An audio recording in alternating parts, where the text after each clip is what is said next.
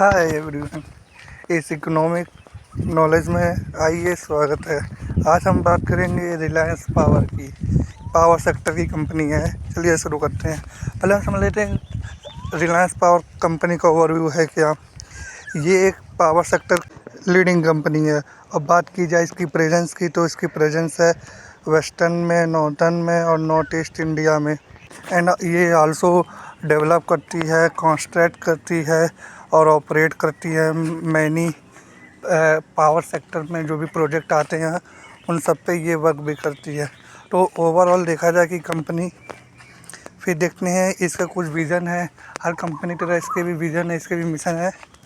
देखते हैं क्या क्या है इसके विज़न और मिशन। इसका जो विज़न है वो है focusing on sustainable development and energy security में मिली है।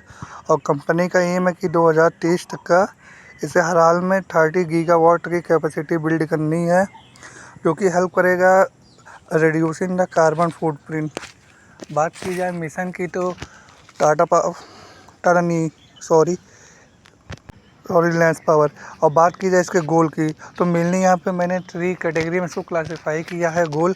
पहला है रिन्यूएबल एनर्जी का एक्सपेंशन, यानी कि हर फील्ड में, यानी सोलर से हो गया, पावर में हो गया, कोल बेस में हो गया, थर्मल बेस में हो गया, इन सब में।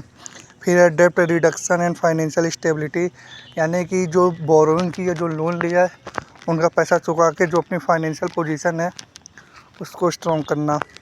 फिर है ऑपरेशनल एफिशिएंसी एंड स्केलेबिलिटी, यानी जो भी ऑपरेशन हो रहे हैं, जो भी वर्क हो रहे हैं उसमें एफिशिएंसी लाना, यानी कि वर्क को और प्रोग्रेस और अच्छे तरीके से करना।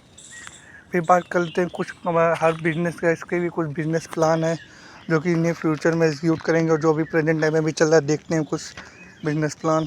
आगे इनके प्लान में तो पहला है रिन्यूएबल एनर्जी प्लान, जिसमें इनका मेनली फोकस है इस समय सोलर एंड विंड एनर्जी के ऊपर, जो कि और है रिलायंस थर्मल पावर और इंक्रीज़ करना अपनी एनर्जी कैपेसिटी को। और कंपनी थर्मल पावर प्लांट और hydro electric power plant operate करेगी, इसका प्लान है। बात कर लेते हैं कुछ मार्केट स्ट्रेटजी जो कि रिलायंस पावर अप्लाई कर रही है। जैसे हो गया प्रमोटिंग रिन्यूएबल एनर्जी, हो गया इंक्रीजिंग ब्रांड अवेयरनेस, यानी कि ढेर सारे PR स्टंट कह सकते हैं, मार्केटिंग कह सकते हैं, जो कि मार्केट में अपना करते रहते हैं कि हाँ ये प्रोजेक्ट जीते, इसकी वजह से मार्केटिंग हो गई।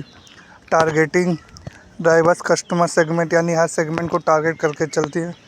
पोजिशनिंग एज अ लीडर, ये वेरी इंपॉर्टेंट एसेट हो जाता है कि खुद को एज अ लीडर के तौर पे पावर एनर्जी बुक करना।